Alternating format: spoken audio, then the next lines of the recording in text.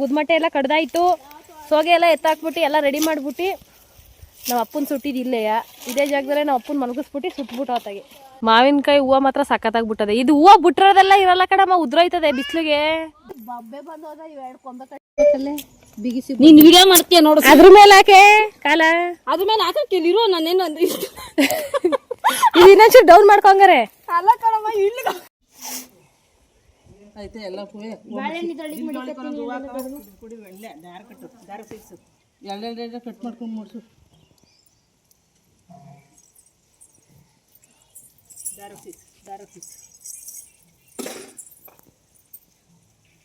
Tight ಕಟ್ಬಿಟ್ಟಿದ್ದೀನಿ fix ಏನೋ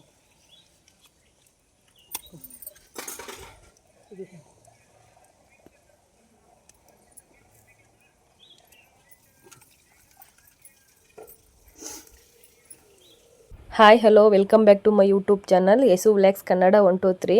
ತುಂಬ ದಿನ ಆದಮೇಲೆ ವಿಡಿಯೋನ ಶುರು ಮಾಡ್ಕೊಂಡಿದ್ದೀನಿ. ಯಾಕಂದರೆ ನಾನು ಬೆಂಗಳೂರಲ್ಲಿ ಇರಲಿಲ್ಲ, ಹಳ್ಳಿಗೆ ಹೋಗಿರೋದ್ರಿಂದ ಅಲ್ಲಿ ವಾಯ್ಸ್ ಓವರ್ ಕೊಡಲಿಕ್ಕೆ ಅಷ್ಟೊಂದು ಅನುಕೂಲ ಏನೂ ಇರಲಿಲ್ಲ.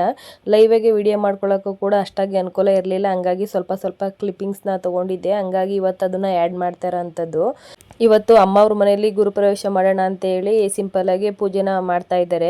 ಐನರ್ ಹೇಳಿದ್ರು ಇವಾಗ ಸಿಂಪಲ್ಲಾಗಿ ಇಷ್ಟು ಮಾಡಿ ಆಮೇಲೆ ಹಬ್ಬ ಎಲ್ಲ ಮುಗಿದ್ಮೇಲೆ ಯಾವತ್ತಾದರೂ ಪರವಾಗಿಲ್ಲ ಸತ್ಯನಾರಾಯಣ ಪೂಜೆನೋ ಇಲ್ಲ ಕತೆ ಓದಿಸೋದೋ ಇಲ್ಲ ಗಣಪತಿ ಹೋಮನೋ ಯಾವುದಾದ್ರೂ ಸರಿ ಮಾಡ್ಬೋದು ಅಂತ ಹೇಳ್ಬಿಟ್ಟು, ಹಬ್ಬ ಇನ್ನು 2 ದಿನ ಇತ್ತು ಅಂತ ಹೇಳ್ಬಿಟ್ಟು ನಾವು ಯಾವುದೇ ಥರ ಗುರುಪ್ರವೇಶ ಮಾಡಲಿಕ್ಕೆ ಆಗಲಿಲ್ಲ. ಗ್ರ್ಯಾಂಡಾಗಿ ಎಲ್ಲರನ್ನೂ ಕರೆದು ಆ ಥರ ಏನೂ ಮಾಡಲಿಲ್ಲ. ಹಾಗಾಗಿ ನಮ್ಮ ದೊಡ್ಡಮ್ಮದಿರು ಅಂದರೆ ನಮ್ಮ ಅಮ್ಮನ ವಾರಂಗಿತಿರು ಎಲ್ಲರೂ ಸೇರಿಕೊಂಡು ಸಿಂಪಲ್ಲಾಗಿ ಮೀಸಲು ನೀರೆಲ್ಲ ತೊಗೊಂಡು ಬಂದು ಈ ಥರ ಪೂಜೆ ಮಾಡೋಣ ಅಂತ ಹೇಳಿ ಚಿಗಣಿ ತುಂಬಿಟ್ಟು ಎಳ್ಳು ಅಕ್ಕಿ ಈ ಥರ ಎಲ್ಲ ಮಾಡಿಬಿಟ್ಟು ಸಿಂಪಲ್ಲಾಗಿ ಕಳಸ ಎಲ್ಲ ಮಾಡಿ ಈ ಥರ ಪೂಜೆನ ಮಾಡ್ತಿದ್ದಾರೆ. ಅಂದರೆ ಹೊಸ ಮನೆಗೆ ಹೋಗ್ಬೇಕಾದ್ರೆ ದೇವ್ರ ಫೋಟೋ ಎಲ್ಲ ತೊಗೊಂಡೋಗ್ಬೇಕು ಅಂತೇಳಿ ಕೆರೆ ಹತ್ರ ಎಲ್ಲ ತೊಗೊಂಡೋಗಿ ಮಾಡಲಿಕ್ಕೆ ಸ್ವಲ್ಪ ದೂರ ಆಗುತ್ತೆ. ಹಂಗಾಗಿ ಕೊಳಾಯಿ ಬರುತ್ತಲ್ಲ ಅಲ್ಲೇ ಮಾಡೋಣ, ಎಲ್ಲಾದರೂ ಗಂಗೆನೇ ಅಲ್ವಾ ಅಂತ ಹೇಳ್ಬಿಟ್ಟು ಮಾಡ್ತಾರ ಅಂಥದ್ದು. ಆಲ್ಮೋಸ್ಟ್ ಮದುವೆ ಈ ಥರಕ್ಕೆಲ್ಲ ಇಲ್ಲೇನೆ ಮಾಡೋ ಅಂಥದ್ದು. ದೊಯ್ಸರು ಇದು ಏನು ಬೇಡ ಅಂತ ಹೇಳಿದ್ರು, ನಮ್ಮ ದೊಡ್ಡಮ್ಮದಿರು ಇದನ್ನಾದರೂ ಮಾಡಬೇಕು ಮನೆಗೆ ಹೋಗುವಾಗ ಅಂತೇಳಿ ಈ ಥರ ಪೂಜೆನ ಮಾಡ್ತಾರ ಅಂಥದ್ದು. ಒಂದು 5 ಜನದ ಹತ್ರ ಪೂಜೆ ಮಾಡಿಸ್ಬಿಟ್ಟು ಒಂದು 5 ಜನ ಮೀಸಲು ನೀರು ಎತ್ಕೊಂಡು ಹೋಗೋಣ, ಎಲ್ಲ ಒಳ್ಳೇದಾಗುತ್ತೆ ಅಂತ ಹೇಳ್ಬಿಟ್ಟು ದೊಡ್ಡಮ್ಮವರು ಎಲ್ಲರನ್ನ ಕರೆದಿ ಮಾಡೋಣ ಅಂತೇಳಿ ಈ ಥರ ಒಂದು 5 ಜನ ಮುತ್ತೈದೆಯರು ಮಾಡ್ತಾಯಿದ್ರು. ಇನ್ನು ಹೊಸ ಮನೆಗೆ ಹೋಗ್ಬೇಕಾದ್ರೆ ಹಸು ಕರುನ ಒಳಗಡೆ ಕರ್ಕೊಂಡು ಹೋಗ್ಬೇಕಂತೆ. ಹಂಗಾಗಿ ದೊಯ್ಸರು ಯಾವ ಪೂಜೆ ಮಾಡಲಿಲ್ಲ ಅಂತ ಅಂದ್ರೂ ಹಸು ಕರು ನುಗ್ಗಿಸ್ಬಿಟ್ಟು ಮನೆ ಒಳಗಡೆ ಹಾಲು ಉಗ್ಸಿ ಅಂತ ಹೇಳಿದರು. ಹಂಗಾಗಿ ಹಸುನು ಕರುನು ತೊಗೊಂಡು ಬಂದಿದ್ರು. ಅದಕ್ಕೂ ಕೂಡ ಪೂಜೆ ಮಾಡಿ ಕಾಲು ಎಲ್ಲ ತೊಳೆದು ಅದಕ್ಕೂ ಕೂಡ ಅರಿಶಿನ ಕುಂಕುಮ ಎಲ್ಲ ಇಕ್ಬಿಟ್ಟು ನಾವು ಕೂಡ ಅದಕ್ಕೆಲ್ಲ ಪೂಜೆ ಮಾಡ್ತಾಯಿದ್ದೀವಿ. ಇವಾಗ 5 ಜನ ಮುತ್ತೈದೆಯರಿಗೂ ಕೂಡ ಅರಿಶಿನ ಕುಂಕುಮ ಎಲ್ಲ ಕೊಟ್ಬಿಟ್ಟು ಇನ್ನು ಎಲ್ಲರೂ ಕೂಡ ಮೀಸಲು ನೀರ ಎತ್ಕೊಂಡು ಹೋಗ್ಬೇಕು ಅಂತೇಳಿ ಪೂಜೆನೂ ಕೂಡ ಮುಗಿಸಿದ್ರು. ನನಗೆ ಈ ಪೂಜೆ ಬಗ್ಗೆ ಅಷ್ಟಾಗಿ ಗೊತ್ತಿಲ್ಲ, ಹಂಗಾಗಿ ನಮ್ಮ ದೊಡ್ಡಮ್ಮವ್ರು ಮಾಡ್ತಾ ಇದ್ರಲ್ಲ ಅದನ್ನು ನೋಡ್ತಾ ಇದ್ದೆ ಅಷ್ಟೇ. ಇನ್ನು ನಾವು ದಾಸಪ್ಪನ ಕರೆದಿ ಪೂಜೆನ ಮಾಡಿಸ್ಬೇಕು. ನಾವು ಮೇಲ್ಕೋಟೆ ಚೆಲುವರಾಯ ಸ್ವಾಮಿ ಮಕ್ಕಳು, ಹಂಗಾಗಿ ಇನ್ನು ಮನೆನ ಕಟ್ಟುವಾಗ ನಾವು ಆ ಜಾತಿಯವರು ಈ ಜಾತಿಯವರು ಅಂತೇಳಿ ಭೇದ ಭಾವ ಮಾಡೋದಿಲ್ಲ. ಹಂಗಾಗಿ ಎಲ್ಲರೂ ಸೇರಿಕೊಂಡು ಮನೆ ಕಟ್ಸಿರೋದ್ರಿಂದ ಒಂದು ಒಳ್ಳೆ ಕೆಲಸ ಆಗಲಿ ಅಂತ ಹೇಳ್ಬಿಟ್ಟು ದಾಸಪ್ಪನ ಕರ್ಕೊಂಬಂದು ಪುಣೋಗ್ನೆ ನೀರನ್ನ ಹಾಕ್ಸೋ ಅಂಥದ್ದು. ಪುರೋಹಿತರನ್ನ ಕರೆಸಿರ್ಲಿಲ್ವಲ್ಲ, ಹಂಗಾಗಿ ಇವ್ರನ್ನ ಕರ್ಕೊಂಬಂದು ಈ ಥರ ಪೂಜೆನ ಮಾಡಿಸ್ತಾ ಇರೋ ಅಂಥದ್ದು. ಈ ಥರ ಮಾಡಿಸಿದ್ರೆ ತುಂಬ ಒಳ್ಳೆಯದಾಗುತ್ತೆ ಅಂತ ಹೇಳಿದರು ಐನರು. ಹಾಗಾಗಿ ಅವ್ರು ಏನು ಹೇಳ್ತಾರೆ ಆ ಥರನೇ ಮಾಡೋಣ ಅಂತೇಳಿ ಕರ್ಕೊಂಬಂದಿದ್ದೀವಿ. ಇವಾಗ ಪೂಜೆನೂ ಕೂಡ ಶುರು ಮಾಡ್ಕೊಂಡಿದ್ದಾರೆ. ದಾಸಪ್ಪ ಅಂತ ಹೇಳ್ತೀವಿ ನಮ್ಮ ಕಡೆ ಇವ್ರಿಗೆ.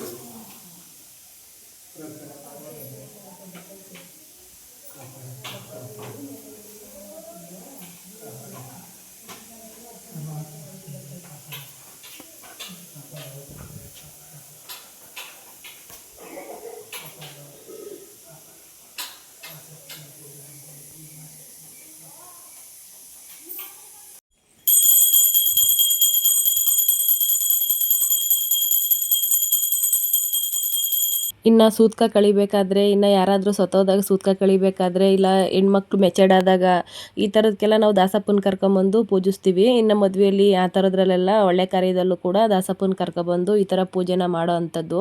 ನಾವು ಮೇಲ್ಕೋಟೆ ಚೆಲುವರಾಯ ಸ್ವಾಮಿ ಒಕ್ಕಲಾಗಿರೋದ್ರಿಂದ ನಾವು ದಾಸಪ್ಪನ ಒಕ್ಕಲು ಅಂತ ಹೇಳ್ತಾರೆ. ಹಂಗಾಗಿ ನಾವು ಗಂಗಸ್ತಾರ್ ಗೌಡ್ರು ಆಗಿರೋದ್ರಿಂದ ಈ ಥರ ಪೂಜೆನ ಮಾಡಬೇಕಂತೆ. ಹಿಂಗೆ ಮಾಡಿದ್ರೇ ಯಾವುದೇ ಥರ ದೋಷ ಪರಿಹಾರ ಎಲ್ಲ ಆಗೋದು ಅಂತ ಹೇಳ್ತಾರೆ. ಹಂಗಾಗಿ ನಾವು ಆ ಸ್ವಾಮಿನ ಕರೆದು ಮನೇಲಿ ಈ ಥರ ಪೂಜೆನ ಮಾಡಿದ್ದೀವಿ. ನಮ್ಮ ಕೈಲಿ ಏನಿರುತ್ತೆ ಅದನ್ನು ಮಾಡೋ ಅಂಥದ್ದು. ಅಂದರೆ ಯಾವ್ದಾದ್ರು ಒಂದು ಸ್ವೀಟ್ ಮಾಡಬೇಕು, ಹಾಗಾಗಿ ಅನ್ನ ಸಾಂಬಾರು ಪಾಯಸ ಪಲ್ಯ ಈ ಥರ ಮಾಡಿದ್ದೀವಿ.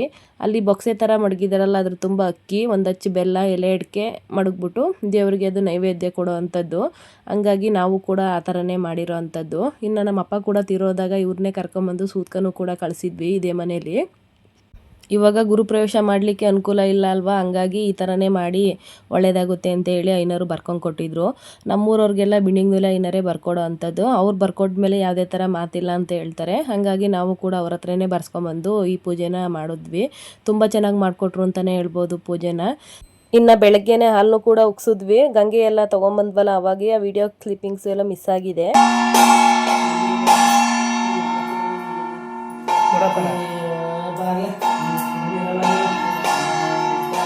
ಕೂಗ್ ಬಂದೆ ಬರೋಲ್ವಂತೆ.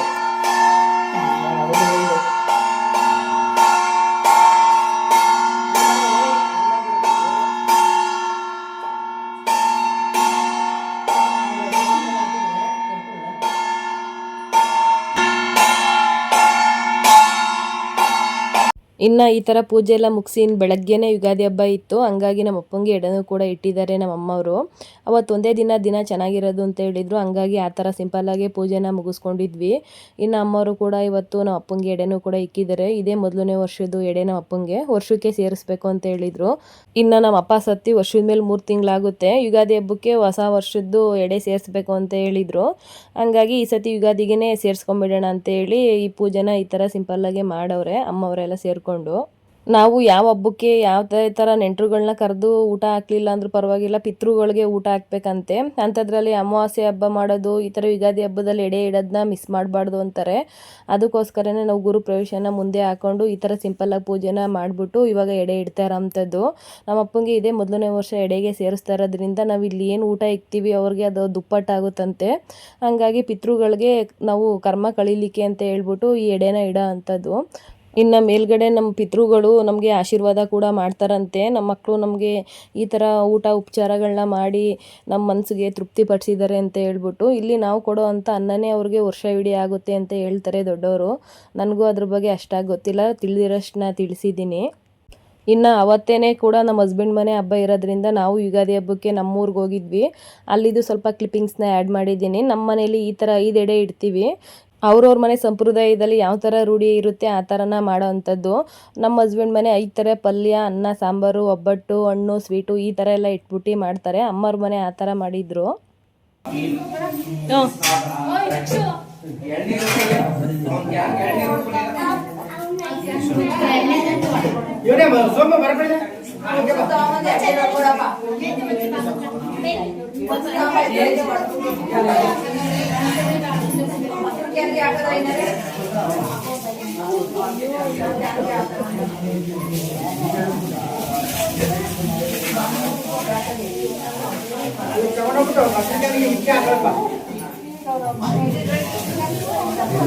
ಇನ್ನು ಅಮ್ಮವ್ರ ಮನೆಗೆ ಮತ್ತೆ ಬಂದ್ವಿ. ಪೂಜೆ ಎಲ್ಲ ಮುಗಿಸ್ಕೊಂಡು ಆಂಜನೇಯ ಸ್ವಾಮಿ ದೇವಸ್ಥಾನ ಭಿನ್ನ ಆಗಿತ್ತು ಅಂತ ಹೇಳ್ಬಿಟ್ಟು ಪೇಂಟಿಂಗ್ ಎಲ್ಲ ಮಾಡಿ ಮತ್ತೆ ಉದ್ಘಾಟನೆ ಮಾಡ್ತಾಯಿದ್ರು. ತುಂಬ ಚೆನ್ನಾಗಿ ಮಾಡಿದ್ರು. ಅಲಂಕಾರ ಎಲ್ಲ, ಬೆಣ್ಣೆ ಅಲಂಕಾರ, ಅಭಿಷೇಕ ಎಲ್ಲನೂ ತುಂಬ ಚೆನ್ನಾಗಿ ಮಾಡಿದ್ರು ಅಂತಲೇ ಹೇಳ್ಬೋದು. ನಮ್ಮೂರಲ್ಲಿ ಹೊಸ್ದಾಗಿ ಓಪನ್ ಮಾಡಿರೋ ಅಂಥ ದೇವಸ್ಥಾನ ಇದು. ಮೊದಲು ಚಿಕ್ಕದಾಗಿತ್ತು, ಇವಾಗ ನೀಟಾಗೆಲ್ಲ ಪೇಂಟಿಂಗ್ ಎಲ್ಲ ಮಾಡಿ ದೊಡ್ಡದಾಗಿ ಮಾಡಿದ್ದಾರೆ. ಕಮದಳ್ಳಿ ದೇವಸ್ಥಾನಕ್ಕೆ ಐನರು ಪೂಜೆ ಮಾಡೋ ಐನರೇ ಇಲ್ಲೂ ಬಂದು ವಾರ ಪೂಜೆ ಮಾಡ್ಕೊಂಡು ಹೋಗಬೇಕು ಅಂತ ಹೇಳಿ ಅವ್ರಿಗೂ ಕೂಡ ವಹಿಸಿದಾರಂತೆ. ನಮಗೆ ಆ ಐನರೇ ಬಂದು ಮಾಡೋ ಅಂಥದ್ದು. ಅವರು ತುಂಬ ಚೆನ್ನಾಗಿ ಹೂವಿನ ಅಲಂಕಾರನ ಮಾಡ್ತಾರೆ. ಈ ಸತಿ ಇಲ್ಲಿ ಸಿಂಪಲ್ಲಾಗಿ ಮಾಡಿಸಿರೋ ಅಂಥದ್ದು. ಅವರು ಇಲ್ಲೂ ಕೂಡ ಪೂಜೆ ಮಾಡಿ ಎಲ್ಲ ಅಲಂಕಾರ ಮಾಡಿ ಮತ್ತೆ ಕಮದಳ್ಳಿ ಬೆಟ್ಟಕ್ಕೂ ಹೋಗಿ ಅಲಂಕಾರ ಮಾಡಬೇಕು. ಅಲ್ಲಿ ಇನ್ನೂ ತುಂಬ ಚೆನ್ನಾಗಿ ಅಲಂಕಾರ ಮಾಡ್ತಾರೆ ಅಂತಲೇ ಹೇಳ್ಬೋದು. ಹಂಗಾಗಿ ಇಲ್ಲಿ ಈ ಥರ ಮಾಡಿದ್ದಾರೆ. ಫೈನಲಿ ನಮ್ಮ ತೋಟಕ್ಕೆ ಬಂದು ಗುದ್ಮಟ್ಟೆ ಎಲ್ಲ ಕಡ್ದಾಯಿತು. ಸೋಗೆ ಎಲ್ಲ ಎತ್ತಾಕ್ಬಿಟ್ಟು ಎಲ್ಲ ರೆಡಿ ಮಾಡಿಬಿಟ್ಟು ನಾವು ಅಪ್ಪನ ಸುಟ್ಟಿದ್ದು ಇಲ್ಲೇಯ ಇದೇ ಜಾಗದಲ್ಲೇ ನಾವು ಅಪ್ಪನ ಮಲಗಿಸ್ಬಿಟ್ಟು ಸುಟ್ಬಿಟ್ಟು ಆತಾಗೆ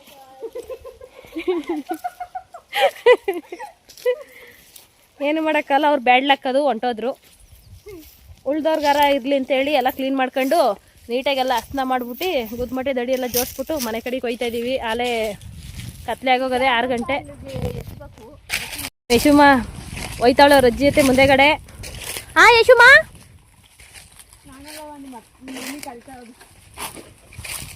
ಮೆತ್ತತ್ತವ ನನ್ನ ಮಗ ಜಪಾನ ಎತ್ತಾಕ್ಬಿಟ್ಟು. ನವಿಲೆಲ್ಲ ಕೂಗ್ತಾವೆ. ನಮ್ಮ ತೋಟಕ್ಕೂ ನಮ್ಮ ಹೊಲಕ್ಕೂ ಒಂದು 20 ಹೆಜ್ಜೆ ಹಾಕ್ಬಿಟ್ರೆ ಮನೆಗೆ ಬರ್ಬೋದು ನಾವು. ಮನೆ ತಕ್ಕೆ ಬರ್ತವೆ ನವಿಲು ಶ್ರುತಿ. ಇವಾಗ ಹೋಗ್ಬಿಟ್ಟು ಕಾಫಿ ಮಾಡ್ಕೊಂಡು ಕುಡಿಬೇಕು. ಹೊಲ್ತಕ್ಕೆ ಬಂದು ಕೆಲಸ ಮಾಡಿ ಸುಸ್ತಾಗ್ಬಿಟ್ಟಿದ್ದೀವಿ. ಗುದ್ಮಟ್ಟೆ ಕಡೆಗೆ ಹೋಗಿ ಮಚ್ಚೆ ಕಡ್ದೋಗ್ಬಿಟ್ಟೈತೆ. ಅಮ್ಮ ಇದ್ರ ಹಿಡಿಯಲ್ಲಮ್ಮ, ಅಲ್ಲಕ್ಕೆ ನೀವು ನಿಂತಿತ್ತವನ ಹಾಕಿದ್ನಲ್ಲ, ಎತ್ಕೊಂಬರ್ಲಿಲ್ಲ, ಗೊತ್ತಿಲ್ಲ. ಬರೀಪ್ಪ ಅಲ್ಲ ಕೆಳಗೆ ಕೈ ಹಿಡ್ದಿರ ಅಲ್ಲಿ ಕುಡ್ಲು. ಈಗ ವಿಡಿಯೋ ಮಾಡೋಣ ಅಂತ ಹಿಂಗೆ ಹಿಡ್ಕೊಂಡೆ. ಇದೇನು ಕೆಳಗಡೆ ಹಿಡಿನೇ ಇಲ್ವಲ್ಲ, ಬರೀ ಕುಡ್ಲಾಯ್ತಲ್ಲ ಅಂತ ನೋಡ್ತಾ ಇದ್ದೀನಿ. ಕೊಡಾಗ ತಗೊಂಬ.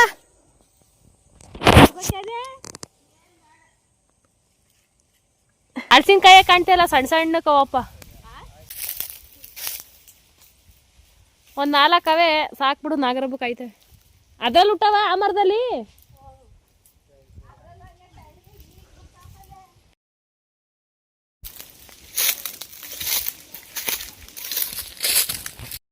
ಏನೇ ಆದರೂ ಈ ಸತಿ ಹಳಸಿನಕಾಯಿ ಕಡಿಮೆನೆಯ. ಎಲ್ಲೋ ಒಂದೊಂದು ಬಿಟ್ಟೈತೆ. ಓ ಸತಿ ಜಾಸ್ತಿ ಬಿಟ್ಟಿತ್ತು, ಈ ಸತಿ ಸ್ವಲ್ಪ ಕಡಿಮೆನೆಯ ಹಳಸಿನಕಾಯಿ. ಗುದ್ಮಟ್ಟೆ ಹೇಳಿ ಬಾಯ್ಲಿ, ಗುದ್ಮಟ್ಟೆ ಹೇಳಿ ಬಾಯ್ಲಿ, ಗುದ್ಮಟ್ಟೆ ಸೋದಿ ಜೋಟ್. ಇದ್ರಲ್ಲಿ ಅವೇ ಸುಮಾರಾಗೆ, ಇದ್ರಲ್ಲೇ ಕಿತ್ಕೋಬೋದು. ಹಾಂ ನನಗೆ ಗೊತ್ತಾಯ್ಕಿಲ್ಲ. ಕದ್ದಲ್ಲ ಕಿತ್ತು ಕತ್ರು ಸೆಸ್ತಿ. ಇನ್ನು ನಮ್ಮ ಮರದಲ್ಲಿ ನಾವೇ ಕದಿಯಕೈತದ. ಅಯ್ಯೋ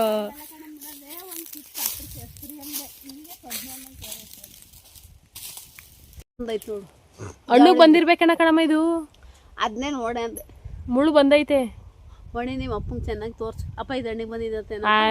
ಅವ್ರಿಗೆ ಹೆಂಗೆ ಗೊತ್ತಾಯ್ತದೆ? ಮರದಲ್ಲಿ ನೋಡ್ರೆ ಗೊತ್ತಾಯ್ತದೆ. ಫೋಟೋದಲ್ಲಿ ಸರಿಯಾಗಿ ಗೊತ್ತಾಗಲ್ಲ. ಇದ್ಯಾಕೆ ಅಲ್ಲೋಗಿದ್ದಿ ಬಾರೆ? ಅದು ಯಾವತ್ತ ಅವಳನ್ನ ಹಿಂಗೆ ಕಿಸ್ಕೊಂಡು ನೋಡ್ಕೊಂಡು ಹೋಲೆ ಬಸತ್ ಕಡೆಗೆ ನಿಮ್ಮ ಅಪ್ಪನಿದ್ರು ಅಕ್ಕಿ ಅಂತ ಹೋಗಿದ್ದು ಕಿತ್ಕೊಂಡು ಯಾರ ಕಳ್ತನೇ ಮಾಡಿದ್ರು. ಕಿತ್ಕೊಂಡ್ ಬಂದಿದ್ದೆ, ಅದ್ರಲ್ಲಿ ಅವೇ ಅಂತ ಒಳ್ಳ ಆಗ್ಲಿಲ್ಲ. ಅಷ್ಟೇ ಸರ್ಗ ಹಂಗೆ ಆಯ್ತಾವ ಕಣ್ಣಾಗಿ. ಒಂಥರ ರೋಗದ ಥರ ಆಗ್ಯಾವ. ಚಪ್ಪಲಿ ಕಟ್ಟು ಹಳಸಿನ ಮರಕ್ಕೆ. ಚಪ್ಪಲಿಯ ಇದು ಸುಮಾರಾಗಿ ಬಿಟ್ಟದೆ ಕಾಯಿಯ. ಈ ಸತಿಯ ಓಸತಿ ಅಷ್ಟು ಬಿಟ್ಟಿತ್ತಿಲ್ಲ. ಇದು ಅದು ಜಾಸ್ತಿ ಬಿಟ್ಟಿತ್ತು, ಇದು ಕಡಿಮೆ ಬಿಟ್ಟಿತ್ತು. ಅದು ಬಿಡ್ತದೆ, ಇನ್ನೂ ಬಿಟ್ಟಿಲ್ಲ, ಕಾಣ್ತಾ ಇಲ್ಲ. ಅದೇ ಬಿಸಿಲಿಗೆ ಎಲೆ ಒಳಗವೆ. ಮಾವಿನಕಾಯಿ ಹೂವು ಮಾತ್ರ ಸಖತ್ತಾಗ್ಬಿಟ್ಟದೆ. ಇದು ಹೂವು ಬಿಟ್ಟಿರೋದೆಲ್ಲ ಇರಲ್ಲ ಕಣಮ್ಮ, ಉದ್ರೋಯ್ತದೆ ಬಿಸಿಲಿಗೆ. ಬಿಸ್ಲಿಗಳು ಉದ್ರಾಕಲ್ಲ ಮತ್ತೆ ಇವಾಗ ಬೀಳ್ತದ ನೋಡಿ ಇಬ್ನಿ. ಇಶಿಕಾ ಏನ್ ಮಾಡ್ತಾ ಇರೋದು ನೀವು? ಅಲ್ಲಿ ನಿಮ್ಮ ಅತ್ತೆ ನೋಡು ಗುದ್ಮಟ್ಟೆ ಎಳಿತಾಳೆ. ಎತ್ಕೊಳೆ ಕೆಲಸ ಮಾಡೋಣ. ಏನಾರ BP ಏರ್ಬಿಟ್ರೆ ಈ ಕೆಲಸ ಮಾಡಕ್ ಕರ್ಕೊಂಬಂದಿದ್ ನಾನು ನಿನ್ನ. ಇದೆಲ್ಲ ನೀನ್ ಮಾಡ್ಕೊ, ನೀನ್ ಬೇಕಾದ್ರೆ ಮಗನ ಕುಂಡಿಸಲ್ಲಿ. ಪಾಪ ನೋಡ. ಓಹೋ ನಿನ್ ಕೆಲಸ ಮುಗಿದ್ಮೇಲೆ ಹೆಂಗಂತಿ ನೋಡು. ನೋಡು ಕೆಲಸ ಮುಗಿದೋಯ್ತಾ, ಇನ್ನು ಆಯ್ತಾ? ಓಲಿ ಪಾಪ ಅಂತ ಕರ್ಕೊಂಬಂದ್ರು ರಚ್ಕೆದ್ದವಳು ನನ್ ಮೇಲೆ. ಇಲ್ಲಿ ಬಂದಿರೋದು ಕೆಲಸ ಮಾಡಕ್ ತಾನೆ. ಏನು ನಾನು ಇಲ್ಲಿ ಬಂದ್ರೆ ಹುಡುಗಿ ಆಗ್ಬಿಡ್ತೀವವ್ವ. ಯಾವ ಹುಡುಗಿ ಆಗಿದ್ಯಾರು? ಬೆಂಗಳೂರಲ್ಲಿ ಇದ್ರೆ ವಯಸ್ಸಾದ ಮುದುಕಿ ಆಗಿರ್ತಿ, ಇಲ್ಲಿ ಬಂದ್ರೆ ಹುಡುಗಿ ಆಗ್ಬಿಡ್ತಿ. ಯಶುಮಾ ಏನ್ ಕ್ರೀಮ್ ಹಾಕೊಂಡು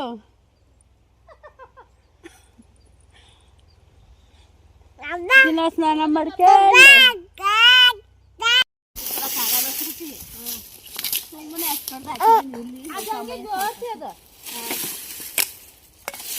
ಮಡಕೆ ತಿಲ್ ಬಂದೈತಿ. ಸಾಕೊಂಡಿದ್ದೆ ಅಷ್ಟಿದ್ರಲ್ಲೇ ನಿಮ್ಮ ಮಾವಂಗೆ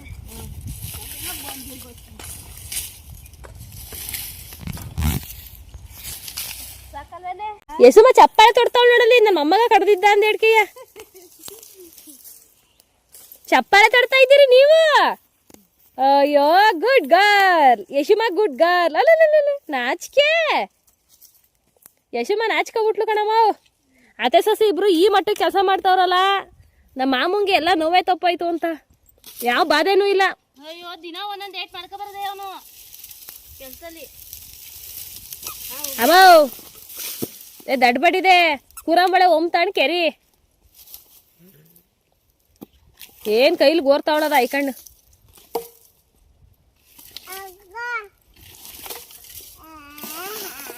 ಅಲ್ಲಿ ಬೆಂಕಿ ಹತ್ತಕ್ಕಾಗಲ್ವಲ್ಲ ಅಂತ ಕೆಳಗೆ ಕೇಳ್ದೆ. ಒಂದ್ 100 ಕಡ್ದಿದ್ಯಾ ಗುದ್ಮಟಯ್ಯ? ಒಂದ್ 100 ಕಡ್ದಿದ್ಯಾ? ಅವು ಕಡೆ ಹೊತ್ತು ಸಿದ್ದರ್ ಮಕ್ಕಳೆಲ್ಲ ಸೊತೆ ಕಿತ್ಕೊಂಡು ಒಟ ಸಾಕಾಕಿರ ಕಲ್ಲು ಇನ್ನ ಹಾಕ್ಬೇಕಾ? ಎಲ್ಲ ಮರದಲ್ಲೂ ಒಂಬಾಳೆ ಹೊಡೆದಿದ್ದು ಚೆನ್ನಾಗಿ ಹೊಡೆದಿದ್ದು ನಾನು ನೋಡ್ಕೊಂಡೋಗಿದ್ದೆ ಮರದಲ್ಲಿ. ಎಲ್ಲ ಕಾಯಿ ಆಗ ಕಣೆ.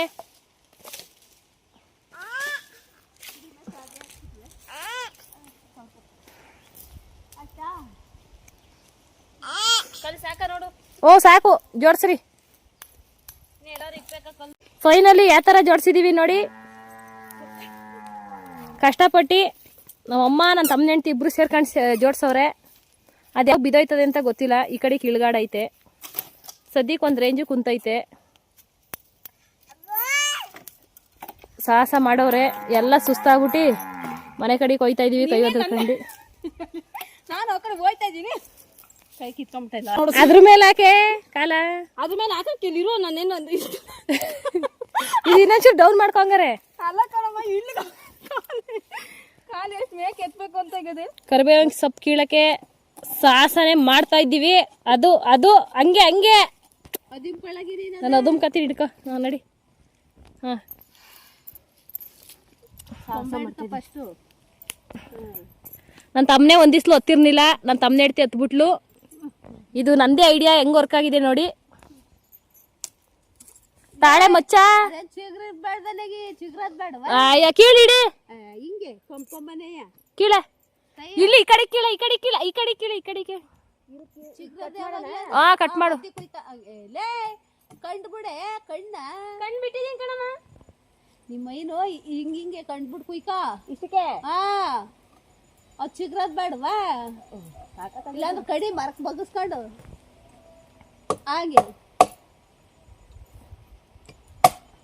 ಇನ್ನೊಂದು ಅಜ್ಜ ಹಿಂಗ್ ತಿರ್ಕೊಂಡು ಈ ಕಡೆ ಕೊಂಬೆ ಹಿಡ್ಕೊಂಡು ನೀನ್ ತಲೆ ಮೇಲೆ ಅವ್ ಕೀಳು.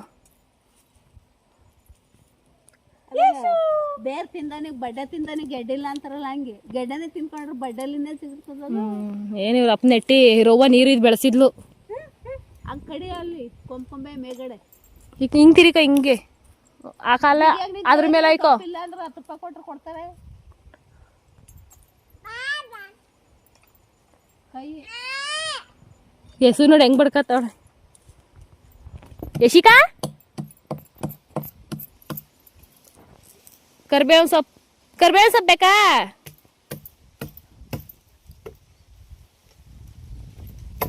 ಹಾ ಸಾಕು ಬಿಡು ಬಾ. ಯಾವ್ಳ್ಯಾರ ಕೇಳಿದ್ನಲ್ಲ ಹಾ ಸಾಕು ಬಾ. ನಮ್ಮನ್ ಒಂದೆರಡು ಕಡ್ಡಿ ಸಾಕು ಬಾರೆ ಸಾಕು ಬಾರೆ ಸಾಕು ಬಾರೆ ಸುತ್ತಿ. ಓನರ್ ಹೇಳ್ತಾರೆ ಕಡಿ ಅಂತ ನೀನ್ ಯಾಕೆ ಕಡಿಬೇಡ ಅಂತ ಈಗ ಸುಮ್ಮನೆ ಬಾ. ನೀನ್ ಹೋಗೋದ ಕಿತ್ಕೊಂಡೋಗಿ ಇವತ್ತು ನಾನು ಹೋಗ್ತೀವಿ. ಯಾವಾಗ ನೀನು ಹೋಗೋದು ಇನ್ನೊಂದು ವಾರ. ಉಲ್ಟಾ ಕಡಿಲೆ ಕೈ ಕೈ ಇನ್ನು ನಾವು ಕೂಡ ತೋಟದ ಕೆಲಸ ಎಲ್ಲ ಮುಗಿಸ್ಕೊಂಡು ಮನೆ ಹತ್ರ ಸ್ವಲ್ಪ ಗಾರೆ ಎಲ್ಲ ಹಾಕೋದಿತ್ತು. ಹಂಗಾಗಿ ಕೆಲಸದವರು ಆಲ್ರೆಡಿ ಸ್ಟಾಪ್ ಮಾಡಿರೋದ್ರಿಂದ ನನ್ನ ತಮ್ಮನ ಹೆಂಡ್ತಿನೇ ಹಾಕ್ತೀನಿ ಅಂತ ಹೇಳ್ಬಿಟ್ಟು ಅದನ್ನೇ ಕಲಿಸ್ಬಿಟ್ಟು ಹಾಕ್ತಾಯಿದ್ರು. ಇನ್ನು ಬೆಳಗ್ಗೆ ಬೆಂಗಳೂರಿಗೆ ಹೋಗ್ತಾರೆ ಅವರು. ಹಂಗಾಗಿ ಇವತ್ತು ಈ ಕೆಲಸನ ಮುಗಿಸ್ಬಿಡೋಣ ಅಂತ ಹೇಳಿ ನಮ್ಗೆ ಹೆಂಗೆ ಬರುತ್ತೋ ಹಂಗೆ ಮಾಡೋಣ ಅಂತೇಳಿ ಮಾಡ್ತಾಯಿದ್ದಾರೆ. ಇಷ್ಟಾಗ್ಲ ಗಾರೆ ಹಾಕ್ಲಿಕ್ಕೆ ಕೇಳಿದ್ರೆ 5,000 ಕೊಡಿ 6,000 ಕೊಡಿ ಅಂತಾರೆ. ಹಳ್ಳಿ ಕಡೆ ಎಲ್ಲ ತುಂಬ ದುಬಾರಿ ಮಾಡ್ಕೊಂಡ್ಬಿಟ್ಟಿದ್ದಾರೆ ರೇಟ್ನಂತೂ. ಇನ್ನು ತುಂಬ ಜನ ಕೇಳ್ತಾಯಿದ್ರು ನಿಮ್ಮ ಮನೆಗೆ ಖರ್ಚು ಎಷ್ಟಾಯಿತು ಅಕ್ಕ ಅಂತ ಹೇಳ್ಬಿಟ್ಟು.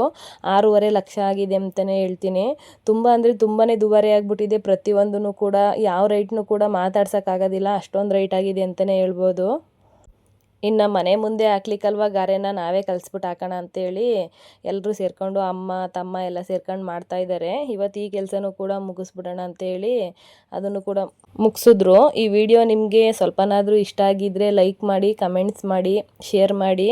ಹೊಸ್ದಾಗಿ ಯಾರೆಲ್ಲ ನನ್ನ ವೀಡಿಯೋಸ್ನ ನೋಡ್ತಾ ಇದ್ದೀರಾ ದಯವಿಟ್ಟು ಸಬ್ಸ್ಕ್ರೈಬ್ ಮಾಡಿಕೊಂಡು ನೋಡಿ ಅಂತೇಳಿ ಕೇಳ್ಕೊತಾ ಇದ್ದೀನಿ.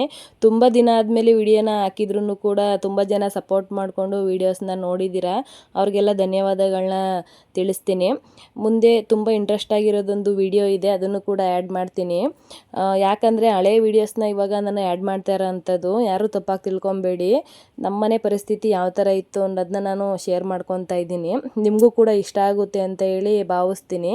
ನಾವು ಯಾಕೆ ಬಂದು ಮನೆ ಕಟ್ಸಿದ್ವಿ, ಇಷ್ಟು ಬೇಗ ಯಾಕೆ ಕಟ್ಟಿಸ್ಬೇಕಾಗಿತ್ತು, ನಾವು ಬಂದು ಮನೆ ಕಟ್ತಾ ಹೋಗಿದ್ರು ಆಯ್ತಿತ್ತಲ್ವ ಅಂತೇಳಿ ಅನ್ನಿಸ್ಬಿಡ್ತು ನಮಗಂತೂ. ಅದನ್ನೆಲ್ಲ ನೆಕ್ಸ್ಟು ವೀಡಿಯೋದಲ್ಲಿ ಶೇರ್ ಮಾಡ್ಕೊತೀನಿ, ಏನಕ್ಕೆ ಈ ಥರ ಹೇಳ್ದೆ ಅಂತ ಹೇಳ್ಬಿಟ್ಟು. ಈ ವಿಡಿಯೋನ ಇಲ್ಲಿಗೆ ಮುಗಿಸ್ತಾ ಇದ್ದೀನಿ. ನೆಕ್ಸ್ಟ್ ವೀಡಿಯೋದಲ್ಲಿ ಸಿಗ್ತೀನಿ.